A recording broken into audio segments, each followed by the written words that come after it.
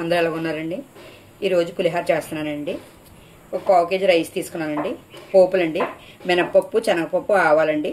మినపప్పు 2 స్పూన్లు 1 స్పూన్ తీసుకున్నానండి. శనగపప్పు 2 స్పూన్లు తీసుకున్నాను. కొన్ని ఆవాలండి, 1/2 స్పూన్ ఆవాలండి, జీడిపప్పు, ఎండుమిర్చి, కరివేపాకు, ఆవపిండి అండి. ఇది ఆవపిండి తాలింపులు వేసుకుంటాం కదండి. ఆవపిండి మిక్స్ చేసుకొని పొడి చేసుకుని పక్కన పెట్టుకున్నానండి. పులిహోర చేసినప్పుడు ఇది వేసుకుంటే చాలా బాగుంటుందండి. టేస్ట్ చాలా బాగుంటుందండి. ఒక నిమ్మకాయ తీసుకున్నానండి. ఇంగువ కొంచెం తీసుకోవాలండి.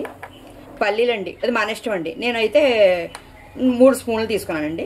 4 పచ్చిమిర్చి తీసుకున్నానండి. చేసే విధానం అండి, ఒక 4 స్పూన్లు ఆయిల్ వేసుకోవాలండి. 4 స్పూన్లు అండి ఖచ్చితంగా,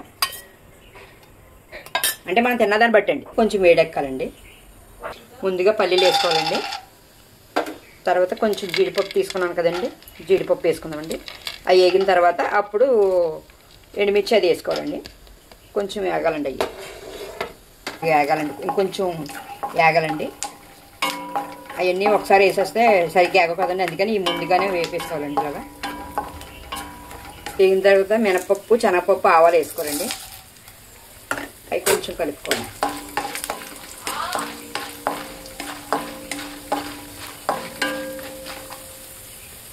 తర్వాత ఎండుమిర్చి వేసుకోవాలండి, కొంచెం కరివేపాకు,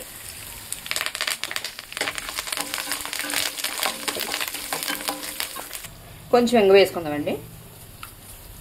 ఆవపిండి చెప్పాను కదండి, ఆవపిండి కొంచెం వేసుకోవాలండి.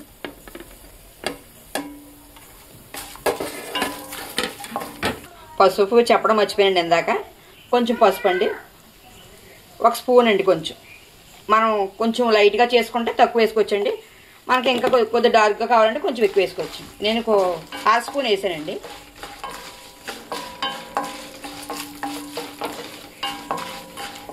కొంచెం వేగాలండి. ఇప్పుడు రైస్ వేసుకుందామండి. రైస్ వేసుకొని కొంచెం కలుపుకోవాలండి.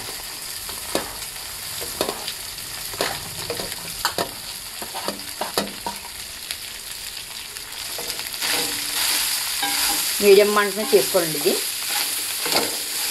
పొయ్యి అన్న ఆపేసి చేసుకోవచ్చండి. పొయ్యి ఆపేస్తామండి. అయిపోయిందండి, పొయ్యి ఆపేస్తున్నానండి. ఆపేసుకున్న తర్వాత కొంచెం ఉప్పు వేసుకోవాలండి. చూసుకొని వేసుకోవాలండి ఉప్పు, మళ్ళీ ఎక్కువైతే తీసుకోలేం కదా. నిమ్మరసం ఒక నిమ్మకాయని చెప్పాను కదండి, రసం తీసి పక్కన పెట్టుకోనండి. వేసేస్తానండి ఇది కూడా. పచ్చిమిరపకాయలండి, పొయ్యి ఆపేసిన తర్వాత రైస్ కలిపేసిన తర్వాత అప్పుడు పచ్చిమిర్చి వేసుకోవచ్చండి, బాగుంటుందండి. చాలామంది కొంచెం బెల్లం కూడా వేసుకుంటారండి. మా పిల్లలకి ఇష్టం ఉండదండి, స్వీట్గా ఉంటుందని ఇష్టపడరండి. అలాగ పుల్లగా ఉంటేనే తింటారండి. వేడి పులిహోర రెడీ అండి. మామూలుగా అయితే ఆవపిండి చాలామంది వేయరండి. నేను ఆవపిండి వేసుకుంటే చాలా టేస్ట్ ఉంటుందండి. ఒకసారి కూడా మీరు కూడా ట్రై చేయండి. నచ్చితే లైక్ చేయండి, షేర్ చేయండి, సబ్స్క్రైబ్ చేసుకోండి.